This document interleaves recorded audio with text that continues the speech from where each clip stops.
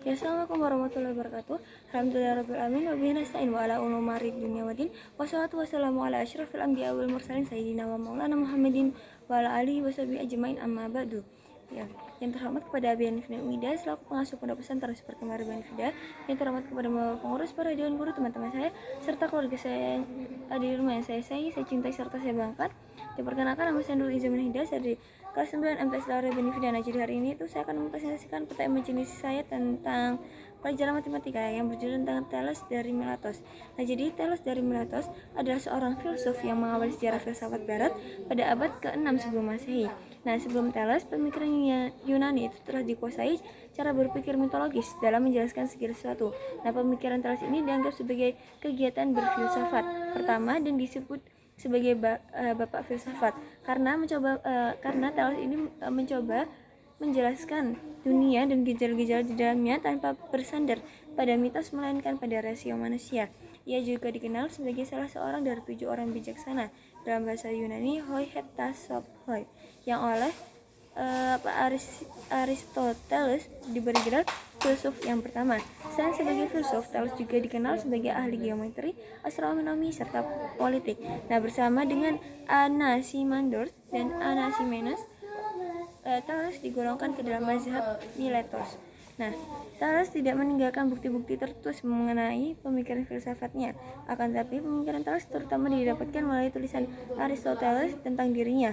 Aristoteles mengatakan bahwa Thales adalah orang yang pertama kali memikirkan tentang asal mula terjadinya alam semesta. Karena itu, Thales juga dianggap sebagai perintis filsafat alam atau natural philosophy. Riwayat hidup Thales. Nah, Thales lahir di kota Miletus yang merupakan tanah perantauan orang-orang Yunani di Asia Kecil.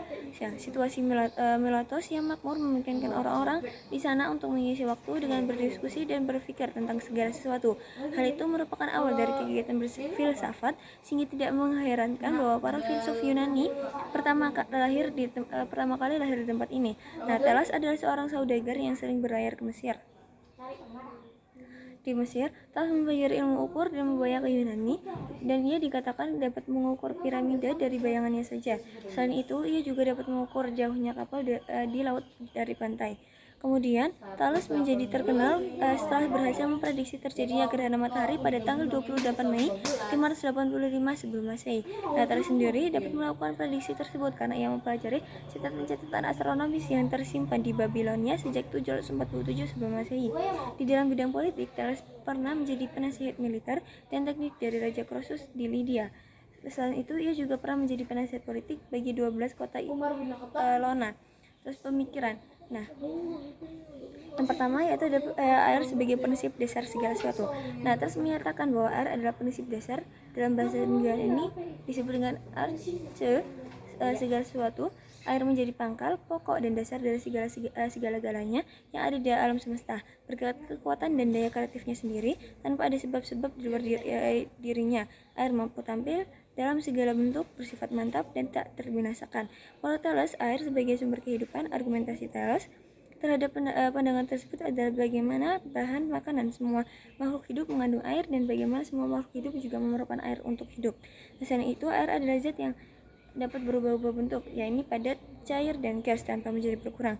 Selain itu, ia juga mengamalkan pandangan bahwa bumi terletak di atas air. Bumi dipandang sebagai bahan yang satu kali keluar dari laut dan kemudian terapung-apung di atasnya. Pandangan tentang jiwa. Thales berpendapat bahwa segala sesuatu di jagat raya memiliki jiwa. Jiwa tidak hanya terdapat di dalam benda hidup tapi juga benda mati. Teori tentang materi yang berjiwa ini disebut hilezoisme. Argumentasi Thales didasarkan pada magnet yang dikatakan memiliki jiwa karena mampu menggerakkan besi.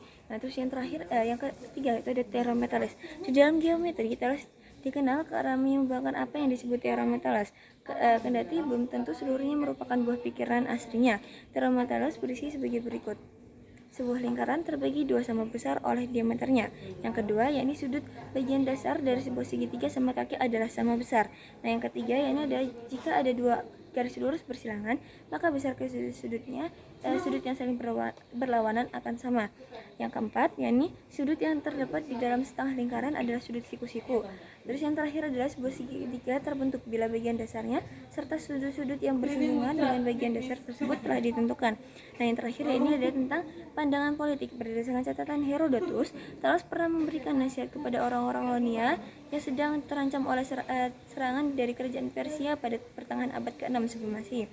Nah, Talos menyarankan orang-orang Ionia untuk bentuk pusat pemerintahan dan administrasi bersama di kota Teos yang memiliki posisi sentral di seluruh Ionia. Di dalam sistem tersebut, kota-kota lain di Ionia dapat dianggap seperti distrik dari keseluruhan sistem pemerintahan Ionia.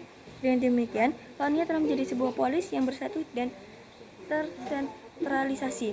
Oke, jadi sekian presentasi dari saya. Mohon maaf jika salah kata.